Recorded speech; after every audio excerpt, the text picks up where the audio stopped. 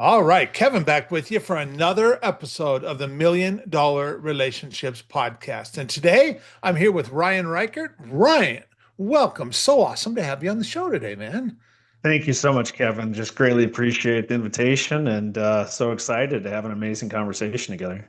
I am too, and this is going to be an awesome conversation. And I just want to start off by giving a shout out to uh, Tamra and Danielle and Katrina and the whole team over there at Broadcast Your Authority. Those guys are doing such amazing work, making such a big impact in this world, helping people like you get on Yeah. podcasts and get your message out there. But they're also helping people like me who what I want is I want great podcast guests. And man, they deliver. And Katrina, they have such a good track record with me that now every time I get an email from Katrina, it feels like Christmas time because I'm like, I don't know exactly what's going to be in there, but I know it's going to be good. Right, And right. so, Yeah, absolutely. and Same, so same all the way around. yeah. So what I want to do, you know what? Usually, when I start these interviews, my first question revolves usually around, what do you do and who do you serve and what inspires you most about that? And I'm not going to do that with you because you have like this really impressive background too. And me being I joined the army right out of high school, that wasn't my original plan. I was going to go to college and I wanted to study business because I was in FBLA in high school, Future Business Leaders of America, and that's when I first got the entrepreneurial bug. And I wanted to go to college and study business, and unfortunately, my father passed away at the end of my 10th grade year, and when mom became the sole income earner, college was no longer on the table, and so I ended up joining the army for 4 years, and that, there was a couple of reasons for that, Ryan, that my father was in the army, and I thought, you know what, man, it's just an opportunity to serve my country and stuff, and then also just the opportunity to just get out of there, get out of being a high school kid and just get out of like being a kid and living at home and just get out and experience the world a little bit. And I didn't know exactly what I wanted to do yet, but I thought, well, you know what, this could be a good experience. I will tell you, it turned out to be an absolutely amazing experience joining the army for 4 years. That was back in 83 through 87. And during my time in the military, I was in telecommunications and I hooked up telephone systems for all four military branches. And I also spent time down in Central America in Honduras during that time. And that's when all the stuff was going on in Central America. If people remember back to the 80s, Mhm. a lot of stuff happening in Central America, which as an army guy doing telephone systems, I was completely oblivious to what was really the big picture of what was going on. I saw a little bit of it, but not much. Sure. And but I've had buddies of mine that I'm still friends with to this day. And they stayed in the army for 20 years, 24 years, and became, master sergeants or whatever. I got out, I was an E4 one of the time I got out 4 years in. But man, these guys made a career out of it and stuff. And I'm just really amazed at the guys who made a career out of it because they had such an amazing time at it. I mean, that's you don't stay that long if you're not Mhm. enjoying the process. Yeah. And you too are one of those guys who made a career out of it and but you've got this amazing experience. So I want to start with your backstory instead of what you're doing now. It's, Sounds good. Yeah. No, absolutely. I mean, I love it. Your story and, my heart goes out to you, losing your father in 10th grade. That's tough. And knowing that your mom, amazing woman there, carrying it sounds very similar, to my experience. And this kind of dovetail into my military experience. My father was a Vietnam veteran and so forth. And so, yeah, I was kind of playing army in the front yard of my best friend's house, Pat. Like we'd always set up ambushes along the, sidewalk and all the old ladies walking down the street kind of thing. And but in high school, my dad, his PTSD, and he's a recovering alcoholic, so he was sober at the time, but depression and everything really hit him when I was in high school. I'd hurt my knee my freshman year, and I think after that, like maybe I don't know specifically, but where you kind of your hopes and dreams as you're living through like your son or your daughter possibly. I think maybe you got a little scared of like what's Ryan going to end up being. I don't know, and so forth. And we had a family friend that was going to West Point. She was a few years older than me, and when she came back, I remember like her sophomore year, I was like, "Man, it'd be so cool, like to go to West Point and join the army and be like Karen." Mhm. And come to find out when I took my physical to join the army, then later on, like that, West Point back then wouldn't take you for having a couple of titanium screws in your knee and so forth, and so. I was a little disappointed, and I went to the University of North Dakota with all our family went, and by my sophomore year, was running out of money, and I had a roommate that said, "Well, you could at least try the ROTC program and maybe get an easy A. I know your grades could use it," because I was struggling with that as well, and I met Trudy, the secretary, and she's like, "Well, things have changed in the last few years since you probably took an Army physical. Maybe we could get you an ROTC scholarship." And this would have Wow. been back in 1999. And Okay. it took about a year of, going to the doctor, different medical boards with the Army and so forth. But they finally approved my 3-year scholarship. Wow. And I was actually commissioned into the infantry in 2002 when I graduated from the University of North Dakota. And yeah, like you say, we fast forward over, it was almost 23 total years of service, and so lieutenant colonel, stayed in the infantry, and it was an amazing career. About 4 years in the Middle East between Afghanistan, Iraq, and Saudi Arabia. Got all the cool, schools like being in the infantry, your airborne, your ranger, do all the different things there, and yeah, it was an unbelievable experience, just to serve that many years. And, the kids got to grow up on multiple different installations. I laughed when we were deciding to retire initially in Washington State, and they didn't like it because we wouldn't let them, bike all over town like we would living on Fort Leavenworth in Kansas, or Schofield Barracks in Hawaii, where they had kind of like free reign to go anywhere they wanted on Okay. post. And because it's like it's one, it's a tight knit community, but two, it's got walls, it's got military police. It's just I don't know. It's kind of like Mayberry, I guess, Huh? Andy Griffith Mhm. Show. And so when I think about it all, it was an amazing, you know, almost quarter of a century, and really just all the stories that you forget until one pops into your head, and you think about, oh, I wonder what so and so is doing these days, Yeah. and everything else. And no discredit to you, like getting out as an E4 as a specialist. I mean, that you raised your right hand and volunteered, to serve our country. That's an amazing feat in itself. Serve in something bigger than each of us, and I don't know. It's impressive to me, no matter who is out there. I even think of that today with when it comes to police officers, firefighters, first responders. They're out there, serving us, so we can be safe in our homes, or if something does happen in our home, they can come save the day. And Yeah. so, yeah, super special, amazing. Yeah, just short of 23 total years of Yeah. service. And yeah, it's been a little bit different the last I don't know, coming up on four years now after I retired. But Okay. yeah, it's definitely been an amazing ride so far. Yeah. So let's fast forward a few years and like, what are you doing now, and who do you serve, and what inspires you most about the work you get to do now and the impact you're making now, Ryan? Yeah, absolutely. It's really interesting, like thinking back, let's say 4 years ago, as I was like leaving my still on active duty, but I had a fellowship, and I was with the Polaris government defense team. Super great transition, amazing team, and I was able to work for Fortune 500 company for just about 3 years Okay. total. And just like anything else with the economics or whatever it looked like, last summer.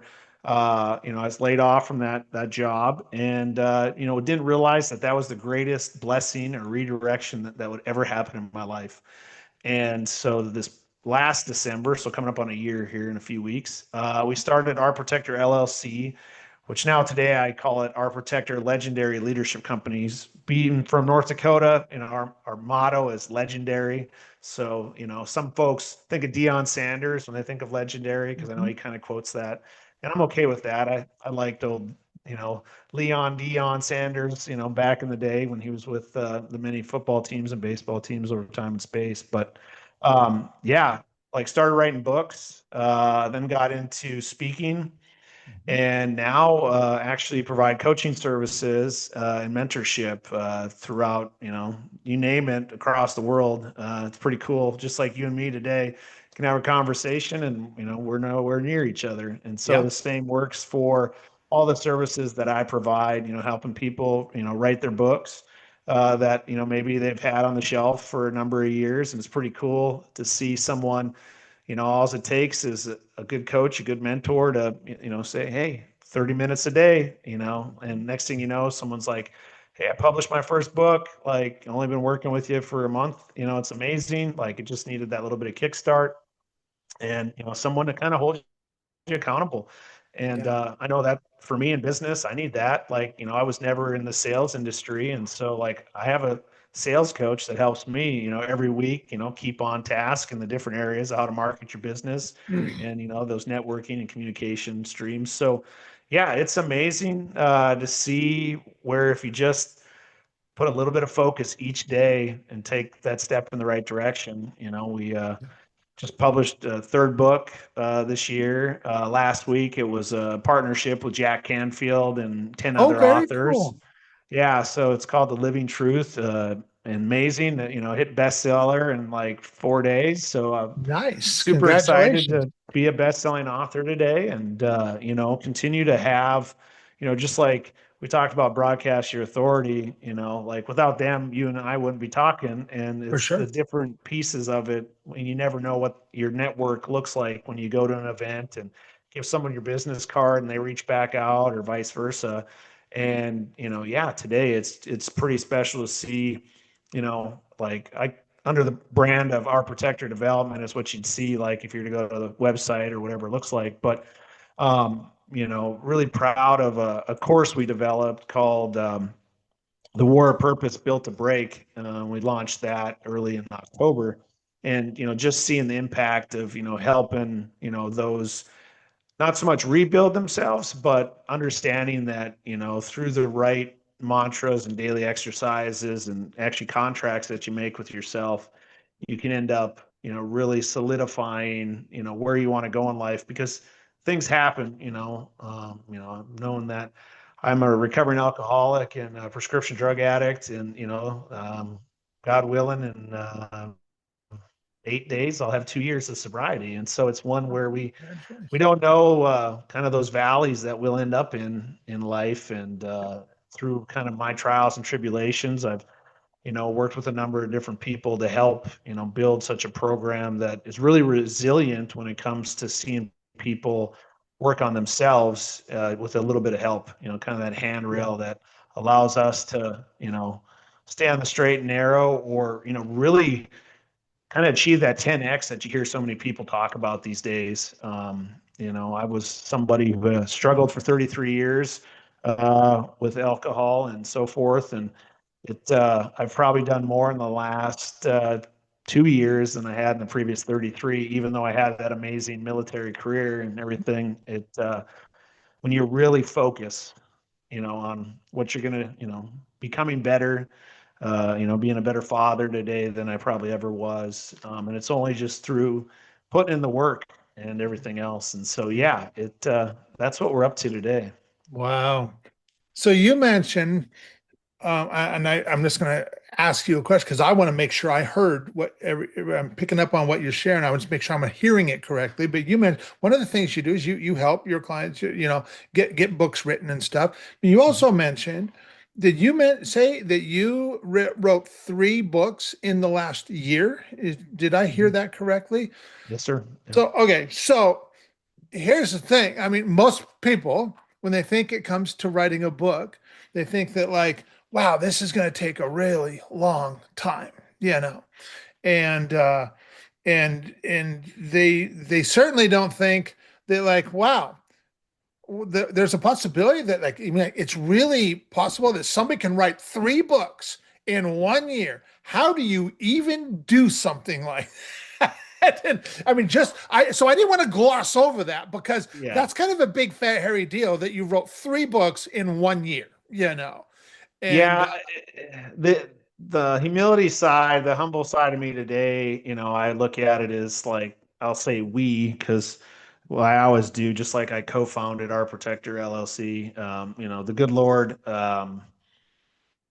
last December, because I had no idea. Like I'm like, I could just do nothing. I have a little bit of retirement and so forth, from the military time and everything, and I was just like, what am I going to do? And I just started kind of listening and writing stuff down. And, I'd gotten into reading more and my sobriety and so forth. And, attending a lot of Alcoholics Anonymous meetings and just really being present wherever I was at. And I laugh because all while this, I was going through a divorce, and my children, weren't in my life because obviously they were upset with where things were heading and just general life expectations, which I totally get. I was upset when my parents, got divorced, and I was in my 20s when that happened, not a high schooler, or both were in high school, I guess, when it happened. And yeah, today I just think of like the 30th of December is when I received the final divorce decree, emailed from my lawyer. And that's when I started writing the first book. okay, And it was New Year. No, yeah, it might have been New Year's Eve. Like one of my best friends was like, so, if you, I'm not into New Year's resolutions, but he was. So he's like, what are your New Year's resolutions? And I said, I want to write a book this year. I want the business, to be in a better place than it is now, which was just like weeks old at that point. And I want to be in better shape. And it's November 19th, I guess, as we speak. And obviously, the first book was the 3rd of June when that was released. okay, The second book was released the 30th of September. And then the co-authored book, I mean, it's one of those that, a lot of help there. There was 12 total people. yeah, Jack Canfield, one of the greatest authors of all time. I think he's only in the wake of the Bible and the Quran when it comes to like total books sold, under his moniker or co-authorship. And he's an amazing human being and loved working with him on a couple of projects, outside of this. And yeah, it was just special. And then, I'm working co-authoring a book with Lisa Sander, who I co-host a podcast with. Her and I have one that, so you I got another figure, one in the works. yeah. And then there's You're pretty there's actually prolific, Ryan. there's another one too that'll come out probably in January or February. Okay, Because it's a series, the three that I did solely on my own. And I was actually talking with a group last weekend, and we're talking about AI, and I'm like, no, I don't use AI to, it's just I listen to whatever's getting downloaded, and I know some folks struggle maybe to believe that.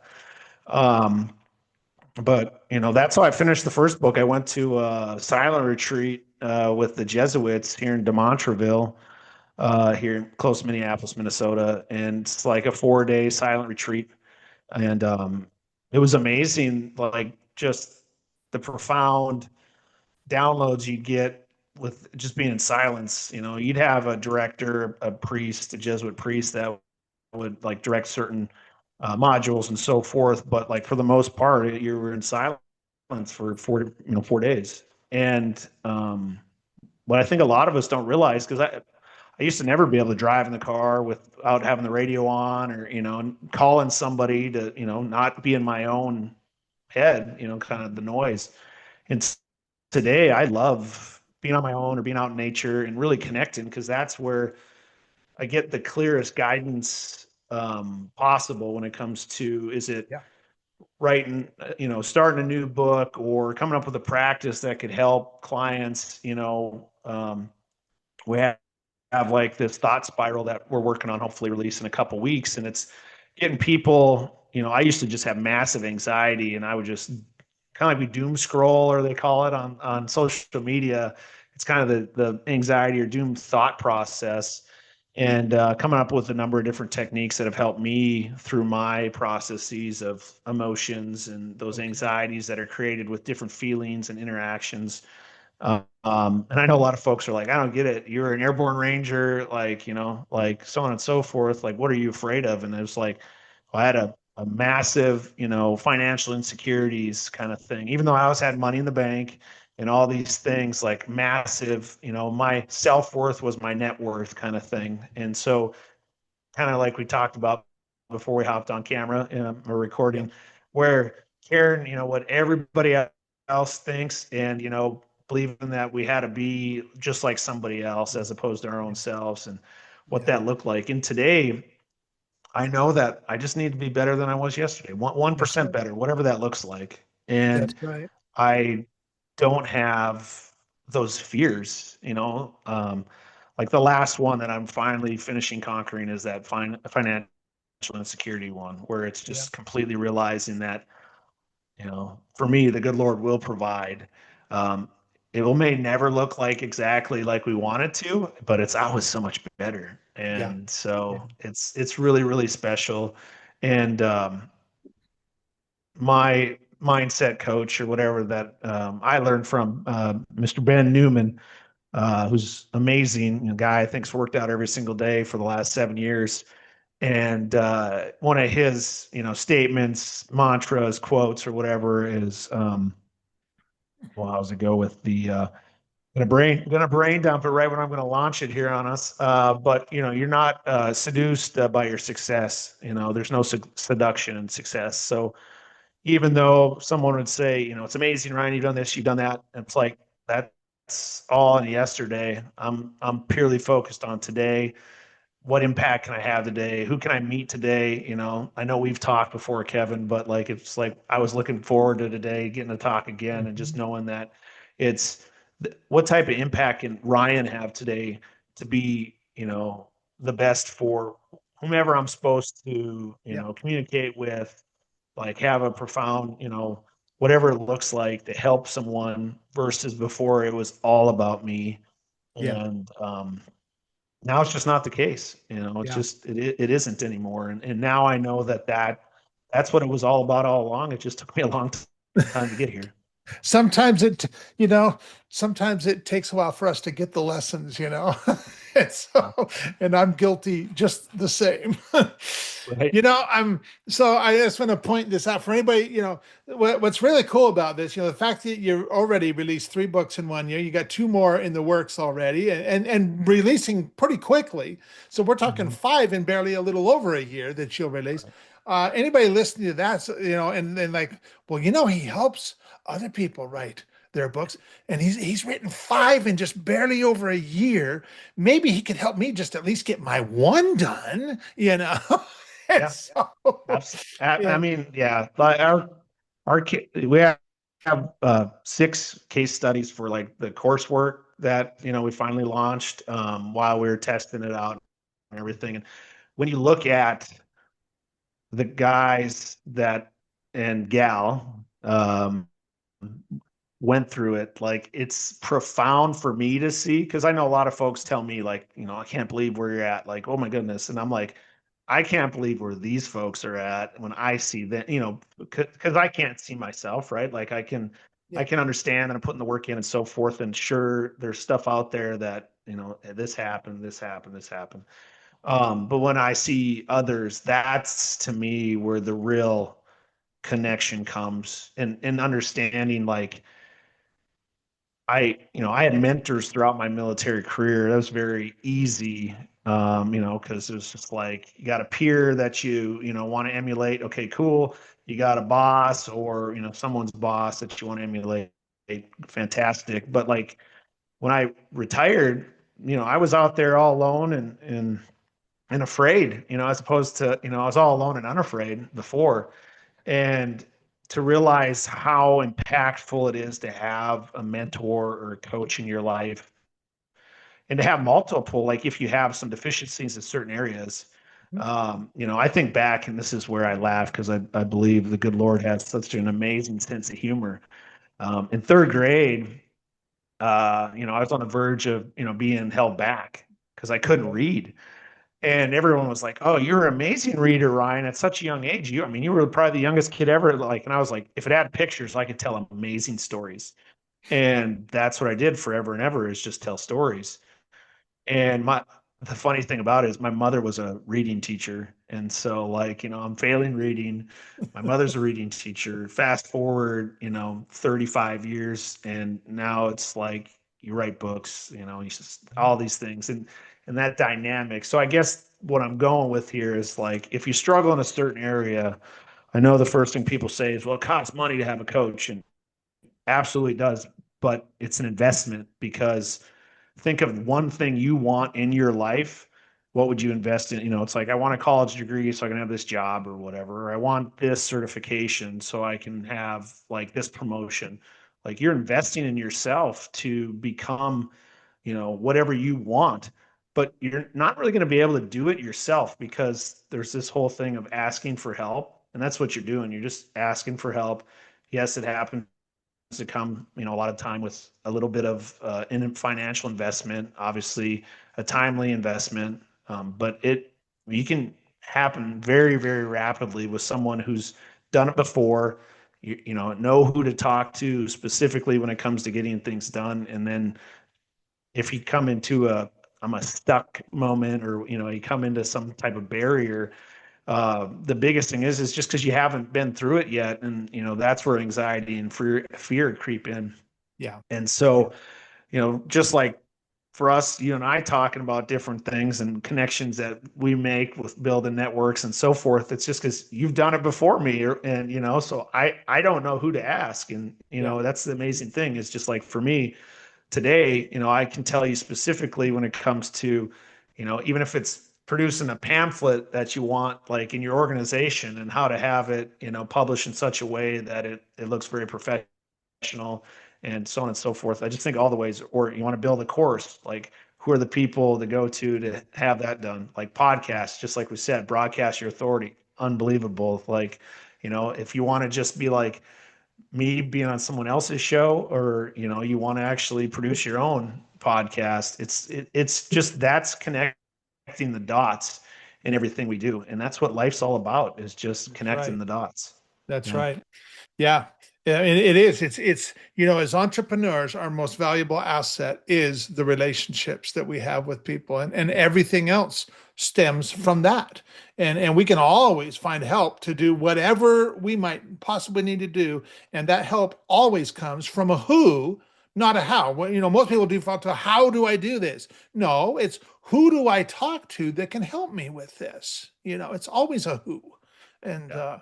so, I want to share a quick story only because you provided the tie-in with Jack Canfield and stuff. So after I got out of the military, I spent the next 7 years working as a commercial fisherman on Alaska's Bering Sea, and that first year that I was up there, well, you know what? I don't know. Maybe it wasn't the first year. It was either 88 or 89. One of the guys on the boat. Now, keep in mind, the guys that work on fishing boats, they're like a really rough and tumble bunch of guys. I mean, these guys are like, that's the hardest I ever worked in my life, was the 7 years I spent fishing. And so these guys are guys that are used to working hard and all of that, and they take pride in that they have such a solid work ethic and stuff. And so these aren't pansy little guys. But one of the guys, Rob, on one of his trips, he had this book, and he's just raving about this book. Man, this book is so amazing. And you guys are gonna have to check it out when I'm done. It was Chicken Soup for the Soul, the very first chicken soup book ever. And that's how I found out about it, was on the fishing boat. And I got that book from Rob, and I read it, and I'm like, man, this is awesome. And then on one of the between trips, I was home for the holidays, and I found the second helping of Chicken Soup for the Soul. So I bought it, and I took that back to the fishing boat, and I said, "Hey, I got the second book, you guys." So that then got passed around the boat. And Yeah. it's like those guys. And now, how many Chicken Soup books are out there? Lots, lots. And Yeah. so many. Phenomenal. Well, okay, so now that we've got a little bit of context set here, I want to switch gears just a little Yeah. bit, and so I want to ask you, Ryan, have you ever met or been introduced to a person or persons who completely changed the course of your life or your business, so much so that much of what you have today would not be possible if not for this person or persons? And I'm just really excited to hear your story and your experience around this topic of relationships. Yeah, no, absolutely. It's pretty amazing. I just think about, you know, it's Jesus Christ for me. And I was born Catholic, Okay. married a Lutheran, and now I just follow Jesus Christ. But I, lost my way along the way, kind of I think of Bugs Bunny, made a wrong turn at Albuquerque kind of thing. And so the dynamics here where when I say that, it took a long time for me to truly understand that, well, you and I have kind of talked about this where, my mother and father are such an important part in my life, but I know that they won't live forever. And, who knows? I mean, I guess I could go before them, but, today, I don't ever feel alone. I used to be someone who felt very alone and Okay. not realizing that I had my best friend with me all the time. And there's a book out there that, like he wrote, and it's one of those that, or many people wrote about him. And when I think about it, the journey really started the 26th of November, 2023 at 5 p.m., which I had my last drink. And, in that, I have a picture of it because it's really interesting when I look at why do I have a picture of it? I didn't realize that that would be the last drink I ever, have up to this point in my life. And it was because I was taking it to send to now my former spouse in life and so forth, and being like, yeah, last one, I'll be heading home right after this. And, my life changed, you know, in the moment, not for the better, but, thank goodness as I went home, I didn't hurt anybody after, having, I don't know how much I had to drink that day, but it was a lot. And I started running though, unfortunately. And I was, running to probably find the truth somewhere in it. And it's really funny, actually, the book with Jack is called The Living Truth. And so you realize that for me today, like I was a boy up until that point because I would never tell the truth. Kind of the boy who cried wolf. And so in it all, I realized that I have to stay with Jesus now today because it's just what allows me to do the next right best thing. Even when at times things will creep in and, I'll be like, this is the easier, softer way. And then like, it's cool because I have this pause now that happens and it's like, no, that's not the right thing to do. That's not the next right best thing. And in it, it's led the business to grow extremely rapidly over such a short period of time. Um, the ability for the network of everyone to, like the giver's gain, it's such an amazing thing now today. I mean, I had a friend's spouse last night, it was late, text me and just like, hey Ryan, could you help? And I'm like, wow, what's going on? Like it must be really bad. And it's just like, no, we rescued two horses, like, and we're trying, they have a home, but it's like, to fund some of the medical bills and so on and so forth. And it's like, before in life, I would have been like, I'm not answering this text message. Like, like it's, past the hour of answering text messages or whatever it looks like. And, I was like, absolutely, like, let me know what I can do. And, it's so cool now in the last, not even 24 hours, getting the updates of like, hey, they're moved into their new home, like, so on and so forth. We're able to, medically help them. And these are just animals I'm talking about, let alone like, when we talk about like helping human beings out, like, and so forth. And so I just really see today where, my eyes almost 2 years ago were just like wiped clean. And now I can see clearly when it comes to, now we're not there's unkind people out there.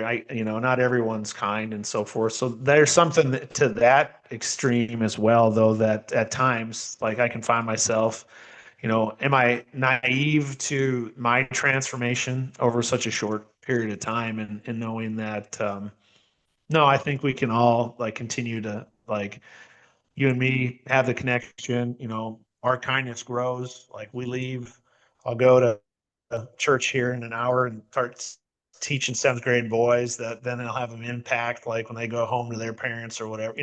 It just grows and grows and grows as we understand that, this life can be amazing if we just, kind of clean off our lenses and realize that, it's not all about this or it's not all about that. It's really all about, how kind can you be? Can you love your neighbor?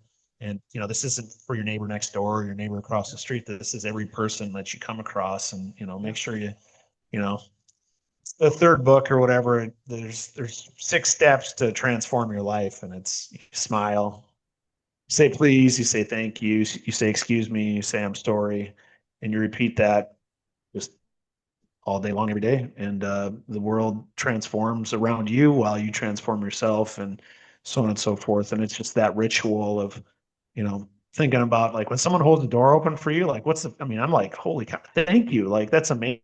When someone smiles today, because we get so caught up at looking down at these little things, as we're walking around and so forth. And you know, uh, to me, the please is just, I don't know, call it my North Dakota upbringing, small town, but like you say please for, when you're asking for something, like you say please. Like if someone's like helping you, like, just think about everyone around us serves from one side of another. I'm not like a fast food person, but you go to McDonald's, someone's serving you as you order like your food. Yeah. Someone is cooking that food for you. That's what they're serving you, and we don't Yeah. realize it. We take it for granted because like we're like, no, I'm paying for that. Like it's not a service, like or whatever kind of thing. It's like I have a need or I have a want, and it needs to happen now.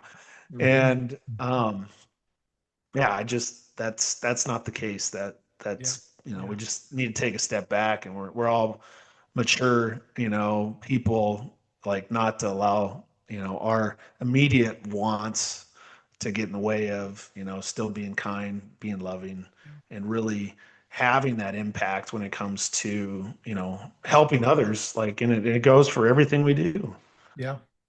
And you're so right. Just even just having that servant's heart, you know, and that, I mean, I totally view myself that way is that I serve the people that come to me and stuff. Mhm. And that is what I'm all about is serving them and helping them make their biggest possible impact through their businesses, through their philanthropic efforts, whatever that looks like. And it is all about service, and that doesn't mean we're putting ourselves beneath somebody else at all. It's just we're No. recognizing what our role really is. And when we realize that it really is about service, and really, you know what, that should be every one of our goals. Everybody's goals should be could you imagine if everybody on the face of this planet realized that, what, my goal is service. I want to use my God-given gifts and abilities to serve the people that I can serve to the best of my ability. I mean, could Yeah. you imagine what an amazing environment that would be if everybody just showed up that way? Yeah. Yeah.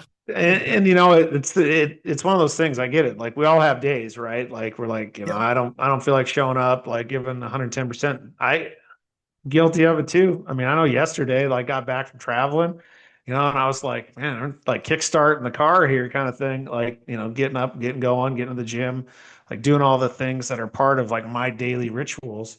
Yeah. And yeah, like as soon as you're like beyond that and you have to interact with like the rest of society, it's like, yeah, how are you showing up? Like, and the servant leadership is something where like if we could all just take a step back, and it's like I think about like how we take care of our children and nurturing, loving, want to give them the best everything.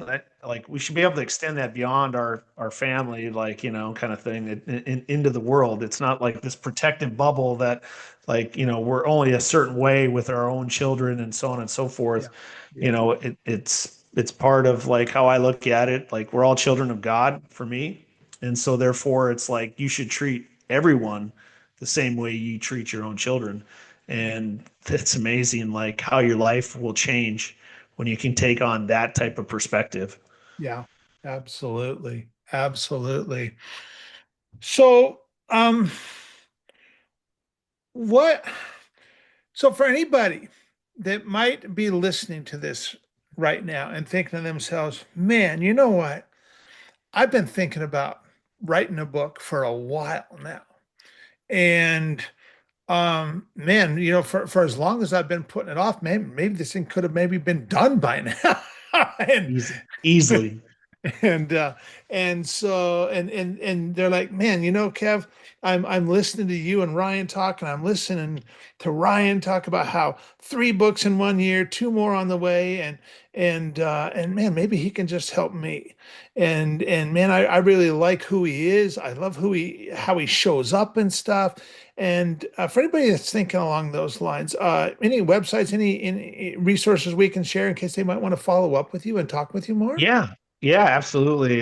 So if you go to ourprotectordevelopment.com, Okay. you can couple different things. Like one, like I have a 5 minute morning reset, totally free. All you got to do is put your email address obviously in there so we can stay in contact with the newsletter and everything else. But that morning reset is what I've done for like the last 2 years, basically coming up here, where it's just a morning mantra and reset when it comes to getting your mind right. And it takes 5 minutes. You do it for 21 days straight. And it's got like a little, checklist check mark thing in there for you and everything. But that at least will get you, in contact with me. It gives you something that constructively can help you with your morning and through the day. But yeah, you can certainly set up a discovery call, do 15-minute discovery call. It's not going to cost you anything. And we can, see where we'd want to go if it's, writing your book, if it's working on, anything that you've struggled with, more than happy to take a look under the hood. And if I can't, like it's not my area of expertise, I have an amazing Rolodex of folks that Lord's put in my life that, I mean, when I think of what they do, I'm always like just blown away. So it just depends on, right fit. I'm definitely Yep. like the guy who loves to write, loves to read.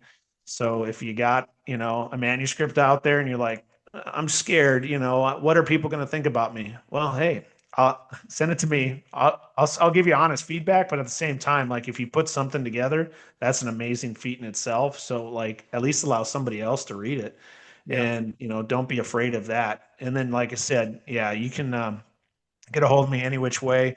Or if it's one of those things you just want to kind of see where things go, you can check out Our Healer, Our Protector, our podcast that Lisa Sander and I co-host together every Tuesday at 7 a.m. Central. A new episode comes out. It's on.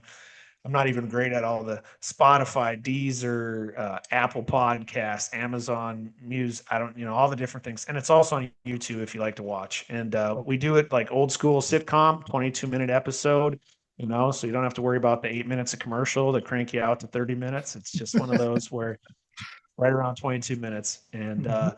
have some type of topic, faith based, Christian background. Lisa and I are both divorced, so a lot of time it's communication with children, communication with family, Okay. some of the challenges that do come through some of that kind of stuff.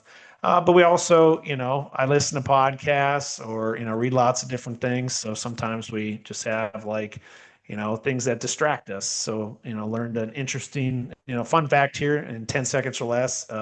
If you have your phone and you have like the ringer on, and every time you get a text message, it ding, ding.